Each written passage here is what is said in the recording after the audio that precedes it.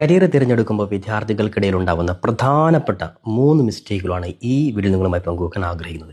അതായത് പ്രധാനമായിട്ടും +2 കഴിഞ്ഞ വിദ്യാർത്ഥിയാണെങ്കിൽ ആ വിദ്യാർത്ഥിയെ സംബന്ധിച്ചിടത്തോളം അവരുടെ കരിയറിലോട്ട് ഏറ്റവും പ്രധാനപ്പെട്ട ടേണിംഗ് പോയിന്റിലാണ് ഇപ്പോൾ നിൽക്കുന്നത്.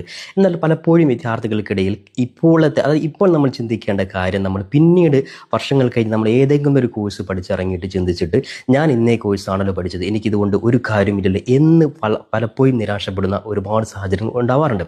ഞാൻ എൻ്റെ ലൈഫ് എക്സ്പീരിയൻസ് വെച്ച് ഏകദേശം 10-15,000 ഉദ്യോഗാർത്ഥികളെ പല മേഖലകളിലും ഇന്റർവ്യൂ ചെയ്തതിൻ്റെ അടിസ്ഥാനത്തിൽ ആ ഒരു എക്സ്പീരിയൻസ് വെച്ച് തന്നെ പറയുകയാണ്, പലപ്പോഴും ഉന്നതമായ ക്വാളിഫിക്കേഷൻ ഉണ്ടായിട്ടും ചെറിയ മേഖലയുള്ള ചെറിയ സാലറിയിലോട്ടുള്ള ജോലി പലപ്പോഴും ട്രൈ ചെയ്തുകൊണ്ട് ആ ജോലിയിൽ വളരെ താല്പര്യമില്ലാതെ പല ഉദ്യോഗാർത്ഥികളും ജോലി ചെയ്തുകൊണ്ടിരിക്കുന്ന ഒരു സാഹചര്യമാണ് ഇപ്പോഴും. അപ്പോൾ എന്തുകൊണ്ടാണ് അങ്ങനെ സിറ്റുവേഷൻ? അതായത് നമ്മളൊരു കാര്യം നമ്മൾ തിരഞ്ഞെടുക്കുമ്പോൾ കൃത്യമായിട്ട് നമ്മളൊരു വിഷൻ ആൻഡ് മിഷൻ ഇല്ലാതെ നമ്മൾ തിരഞ്ഞെടുക്കുമ്പോൾ നമുക്കുണ്ടായിട്ടുള്ളൊരു മിസ്റ്റേക്ക് കൊണ്ടാണ് ഇത്തരത്തിൽ പലരും ഇപ്പോഴും പ്രയാസപ്പെടുന്നത്. ഞാൻ കുറ്റമായിട്ട് പറയുന്നതല്ല. അപ്പോൾ ഈ ഒരു സിറ്റുവേഷൻ നമുക്കില്ലാതിരിക്കാൻ പ്രിയപ്പെട്ട വിദ്യാർത്ഥികൾ ഈ ഒരു അവസരത്തിൽ ഇത്തരത്തിൽ മിസ്റ്റേക്കുകൾ ഒരിക്കലും വരുത്തരുതെന്ന് ആമുഖമായിട്ട് ഓർമ്മപ്പെടുത്താണ്. എന്തൊക്കെയാണ്? ഒന്നാമതൊരു മിസ്റ്റേക്ക് നമുക്ക് പറയാം. പ്രധാനമായിട്ടും പലപ്പോഴും വിദ്യാർത്ഥികളുടെ ഇടയിൽ കാണുന്ന ഒരു കാര്യമാണ്, +2 വരെ പഠിച്ച പ്രിയപ്പെട്ട കൂട്ടുകാരോടൊപ്പം ആ കൂട്ടുകാർ ഏത് കോഴ്സാണ് എടുക്കുന്നത്, ഫ്രണ്ട്സിനനുസരിച്ച് ഫ്രണ്ട്സിൻ്റെ കൂടെ പഠിക്കുക എന്നുള്ള ലക്ഷ്യത്തിൽ നമ്മൾ കരിയർ അവർക്ക് വേണ്ടി നമ്മൾ മാറ്റുന്നവരുണ്ട്. അത് വലിയൊരു മിസ്റ്റേക്കാണ്. കാരണം ഫ്രണ്ട്സ് ഒരുപക്ഷെ ആ കോഴ്സ് ഇഷ്ടപ്പെട്ട് പഠിച്ചതാണെങ്കിൽ അവർ ആ മേഖലയിൽ കോഴ്സ് കഴിഞ്ഞ് നന്നായിട്ട് പെർഫോമൻസ് ചെയ്ത് അവർ ഉന്നതിയിലെത്തിയേക്കാം. എന്നാൽ നമ്മൾ ആ സമയത്ത് ഒരുപക്ഷെ നമ്മൾ കഴിഞ്ഞത് ഏത് ഡിഗ്രി ആണോ അല്ലെങ്കിൽ മറ്റേത് കോഴ്സാണ് നമ്മൾ കഴിഞ്ഞാൽ ഒരുപക്ഷെ നമുക്ക് ആ മേഖലയിൽ പെർഫോമൻസ് ചെയ്യാതെ നമ്മൾ പലപ്പോഴും പിന്തള്ളപ്പെട്ടു പോകുന്ന ഒരു അവസ്ഥ ഉണ്ടാവാറുണ്ട്.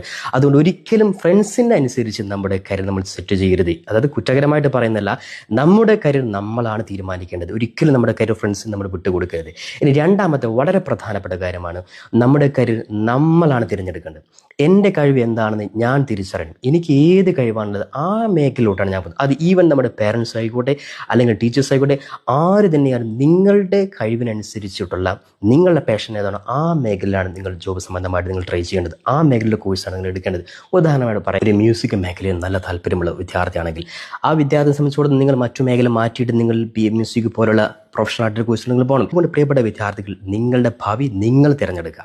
മറ്റുള്ളവർക്ക് വേണ്ടി നിങ്ങൾ ഒരിക്കലും നിങ്ങളുടെ ഭാവി നിങ്ങൾ സെറ്റ് ചെയ്യരുത്. കാരണം ഇനി അങ്ങോട്ട് വളരെ കൃത്യമായ രീതിയിൽ പറയുന്നത് കോമ്പറ്റീഷൻ ഏറിയ മേഖലയാണ്. അതുകൊണ്ട് നമ്മുടെ ജോലിയും നമ്മുടെ ഭാവിയും നമ്മളാണ് തീരുമാനിക്കുന്നത്.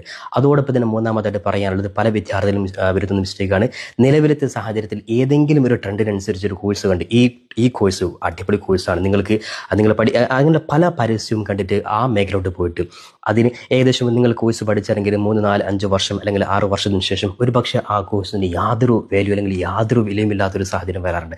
അതുകൊണ്ട് നിങ്ങൾ പഠിക്കുന്ന കോഴ്സിനെ കുറിച്ച് കൃത്യമായിട്ടുള്ള അവസരം, നിങ്ങൾ പഠിച്ചിറങ്ങിയാലും ധാരാളം അവസരങ്ങൾ ഉണ്ടാകുമോ വളരെ